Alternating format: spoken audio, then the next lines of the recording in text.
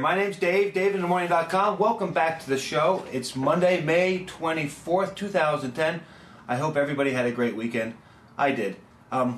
Last night was the series finale of a television show named Lost. Lost is about a bunch of people that get thrown onto an island with a plane crash and how they survive. Pretty basic, a little more than a Robinson Crusoe story. Pretty philosophical, great plot development, and the characters were wonderful. I'll come back and talk about that in a second. The big story I want to talk about is a guy named Greg Venter, a scientist, a biotechnology scientist, has created life. That's right, man created life, not God, us. Just a bacteria, but after putting together all the DNA codes about 10 years ago, they coded all of them out. Scientific codes, numbers if you will, of what makes up life. They made a bacteria. The implications are amazing. Interesting to see how religions, organized religion, react to man creating life without God. Before, God created life. Now, God and man create life. What this guy did is create bacteria. Bacteria is probably the simplest life form. But he thinks he can create algae. He knows he can create algae. ExxonMobil knows he can create algae too, because they invested $600 million into him. Why would ExxonMobil, an oil company, give money to a bio company? Because if he creates algae, he can genetically engineer it so the algae can be used for biofuels. And it's not that far away. I'm going to repeat that. ExxonMobil gave this guy $600 million to create algae to be used as biofuel. We will no longer be, if it works, we will no longer be dependent on drilling for oil, on mining for coal. We'll create our own energy. We'll grow it. Now, it's kind of scary. I mean, it's Michael Crichton, who's an author, kind of scary. You know, the swarm, what were we doing? We're messing with God. And if we don't do it right, bad things will happen to us. But if we do it right, it's man's next step forward. Some scientists are calling it the greatest discovery in 2,000 years by man. I guess it's like the wheel, and then we made life. So, wheel, we create our own life. They've put some genetic codes in there so you can tell that it's an artificial bacteria, and I'm sure they'll do the same thing, which kind of is scary because it reminds you of movies where they have codes in humans and they scan you, and then the bad guys get shot, and then the future governor of California tries to run away. But they assure us that not only is it not technically possible to do human life, but it's not philosophically possible either at this point. But you never know. Who would have thought they'd be able to create life at all? They're going to make a life form. We are human beings.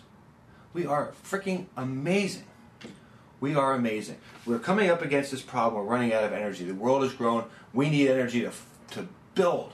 God, if you look around at the big cities in New York, it is amazing what we've done. I mean, whether you like the country, and I love woods. I love walking around in nature. But when you look at what we've done with our cities, they are tremendous. They're spectacular. And we do it. It's humans. But we need energy to do that. And we're running out. And I don't care what the Sarah Palins of the world, the drill baby drill people say. We're going to run out of oil. We're going to run out of coal. We have to come up with something else. And the windmills are really neat, but I don't know if they're going to do it. And the solar panels are really neat, but I don't know if they're going to do it. We use a lot of energy. This algae thing could be it. Now, if you can't wrap your hands around that fact that man's creating life, I suggest you go talk to whoever's in charge of your dogma and square it away, because that's what's going to happen. Okay, ExxonMobil's betting on it. I'm betting on it. Okay, and you should probably bet on it too. So isn't that really cool? Man creates life. Man creates energy. We no longer have to drill. And this disaster like the BP thing that's going on in the Gulf right now, it's a thing of the past. In fact, some of the algae that these guys can develop, will be able to clean up this biohazard, this mess that they've created. It'll eat the oil. New York's another example of overcoming. And like the energy issue, we will overcome it. New York's another example. New York, when I grew up, was an armpit. It was worse than an armpit.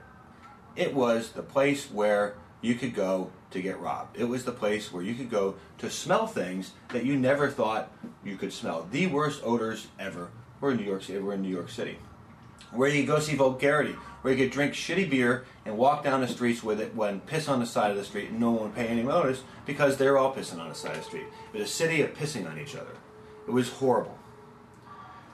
After three good mayors, Koch, Giuliani, and Bloomberg, the city thrives. I cannot believe how beautiful it is out in New York City now. If you haven't been here for a while, come visit. Now, if you're afraid of terrorists because of the Times Square thing, you're afraid of getting on an airplane because of the 9/11 thing, stop it. That's what they do. They want you to change your behavior. Don't change. Be careful all the time. Look out. And I'm telling you, they're still out there.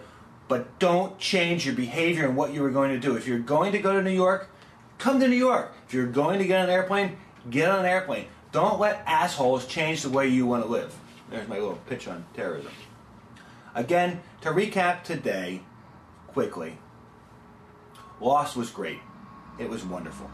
If you haven't watched the series, pick it up at your DVD store, download it, whatever you do to watch stuff, and watch it. It's a great show. It'll get you thinking. It'll make you an escape from this world, which sometimes gets to be a little overwhelming for all of us, particularly these days. We've got man doing God's work creating bacteria. That the next step will be algae, and it's going to take the digging and drilling for energy. I think. ExxonMobil thinks. So we have to get through the philosophical issues and let the really smart guys, the philosophers, the scientists, and the religious leaders argue this out and give us some idea of what we need to worry about going forward. Things die and things are reborn. Okay?